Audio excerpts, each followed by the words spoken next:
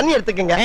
அத தோசைக்கல்ல ஊத்தி அதுக்குன்னு வழக்கமா ஒரு விளக்கமாறு வச்சிருப்பீங்கல்ல? ஆமாங்க. அத அடிப்பக்கமா திருப்பி சரிங்க. வரட்டு வரட்டு வரட்டுன்னு ஒரு 4 இழுப்பு இழுத்து சரிங்க. நல்லா கழுவி விட்டுருங்க. சரிங்க. ஒரு கிண்ண நிறைய மாவு எடுத்து பெரிய ரவுண்டாவும் இல்லாம சின்ன ரவுண்டாவும் இல்லாம சரிங்க. பொதுவா ஒரு ரவுண்ட ஊத்தி 4-5 வெங்காயத்தை போட்டு அள்ளி பொடி பொடி பொடியா நறுக்கி அப்படியே மேலாப்ல பரபரன்னு தூவி விட்டு சரிங்க. ஒரு நீளமான கேரட் எடுத்து அதையும் பொடி பொடியா நறுக்கி சரிங்க.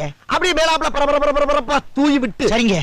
ஒரு 16 கரண்டி நெய் எடுத்து சரிங்க. அதுல 6 கரண்டி நெய்ய உள் சைடு அப்படியே லேசா விளாவி விட்டு சரிங்க. 10 கரண்டி நெய்ய தோசைக்கு வெளி சைடு அப்படியே மேலாப்ல விளாவி விட்டு சரிங்க. இட்லி பொடி இருக்கு பாத்தீங்களா? அத அப்படியே அள்ளி மலை சாரல் மாதிரி அதை மேலாப்ல பரபரன்னு அப்படியே பேய விட்டு சரிங்க.